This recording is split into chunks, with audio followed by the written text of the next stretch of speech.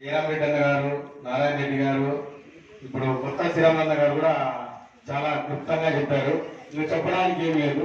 కానీ గతంతో పోల్చుకుంటే మన వార్డు ఎంత అభివృద్ధి జరిగిందనేది ప్రతి ఒక్కరు గ్రహించాలా. ఇక్కడ ఎన్ని రోడ్లు పెండింగ్ లో ఉండేటివి గతంలో, తర్వాత వైఎస్ఆర్ ప్రభుత్వం వచ్చిన తర్వాత రోడ్లన్నీ ఎన్ని క్లియర్ అయినాయి అవన్నీ చూసుకోండి. ఇప్పుడు ఈ రోజు పెన్షన్ల గురించి కొంచెం ప్రోగ్రామ్ జరుగుతుంది కాబట్టి నేను పెన్షన్ల గురించే మాట్లాడదలుచుకున్నాను. గతంలో మనము పెన్షన్లు తీసుకునేటప్పుడు ఎలా ఉండేవి, ఇక్కడ ఉండే వాళ్ళందరినీ అడుగుతా ఉన్నా. ఇదే కట్టడ దగ్గర మీరు బుక్కులు పెట్టి ఎన్ని రోజులు కూర్చున్నారు చెప్పండి? మీరు కూర్చున్న వాళ్ళందా కూర్చున్నారు కదా పెద్దమ్మా? కూర్చున్నారు కదక్క? ఎన్ని రోజులు కూర్చున్నారు? 3-4 రోజులు కూర్చున్నారా?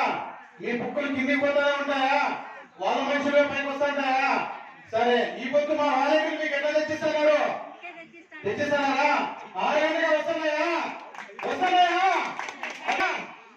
ఎప్పుడే కానీ ప్రభుత్వం ఏది మీకు పని చేసిందని మీకు న్యాయం జరిగింటేనే మీరు జగన్ ప్రభుత్వానికి ఓటేయండి, లేదంటే లేదు. ఇదే కట్ట దగ్గర మీరు ఎన్నిసార్లు కూర్చున్నారో బాధపడడం చూసే మేము కాదు, మా నాయన రాజకీయంలోకి వచ్చినది. మా నాయనకి ఏదో అకాలంతం జరిగి ఆయన చేయలేకపోతే ఈ పదవి నన్ను పిలిచి వెంకటరామరెడ్డి ఇది నువ్వే తీసుకొని న్యాయం చేయాలంటే నేను దీంట్లోకి వచ్చినాను. దాని తర్వాత ఈ పొద్దు మీకు ఈ పెన్షన్లో ఏదైనా కానీ ఎవరికైనా ఇబ్బంది జరిగిందే చెప్పండి. ఈ పొద్దు ఒక పెన్షన్ నిలబడిపోయింది మా వార్డులో. తిరుపతి సిమ్స్ హాస్పిటల్లో ఉన్నాడు మా వాలంటీర్, పొద్దునే ట్రైనింగ్ పోయి హాస్పిటల్లోనే పెన్షన్ ఇస్తాను. ఇక్కడ ఈ ఘనత వైఎస్ఆర్ ప్రభుత్వం నేను గర్వంగా చెప్తున్నా. ఎవరైనా ఇస్తారా? తిరుపతికి మా వాలంటీర్ శాంతి పోయి రేపు పొద్దున్నే ఇక్కడ పెన్షన్ ఇస్తుంది. తనకి బ్రెయిన్ ఆపరేషన్ జరుగుతుంది. ఎవరిస్తారు చెప్పండి? ఏ ప్రభుత్వం ఇస్తుంది చెప్పండి? ఇది వైఎస్ఆర్ ఘనత. దయచేసి అందరికీ చెప్తున్నాను, అవ్వాతాతలందరూ గుర్తు పెట్టుకోండి. ఒక్కటి మీరు మరి పెన్షన్ పొద్దున్నే 6కే తీసుకోవాలంటే వైఎస్ఆర్ ప్రభుత్వం రావాలి, కేతిరెడ్డి అన్నే గెలవాలి.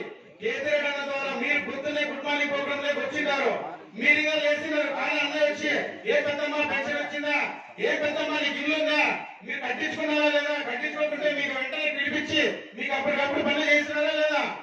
చేస్తున్నారు కదా? అదే ప్రభుత్వం. దాన్ని గ్రహించుకొని మీకు న్యాయం జరిగింటేనే, మీకు పథకాలు వచ్చింటేనే మాకు ఓటేయండి. మేము వాళ్ళ మధ్య చెప్పలే. మన ఎవరో మాట్లాడినారు, ఏం తెలుసా, ప్రభుత్వం వస్తానే వెంకటరామరెడ్డి పోయాడు. ఎవరు పోయలేదు. వెంకటరామరెడ్డి గెలుస్తానే నీ ప్రాజెక్టులు నీ అభివృద్ధి కాపాడుకునే దానికి నువ్వు కార్యక్రమం ఇచ్చిపెట్టి పోయినావు. మా అన్నయ్య ఓడిపోయినా ధర్మంలోనే తిరిగి మళ్ళీ గెలిచి మొగల్ మంత్రి తిరిగినాడు. అది కేంద్రంలో వెంకటరామరెడ్డి అంటే. మీరందరూ గ్రహించుకోండి. నేను నాకు ఈ సమావేశం ఇచ్చిన పెద్దలకి మనస్ఫూర్తిగా ధన్యవాదాలు తెలుపుకుంటున్నాను.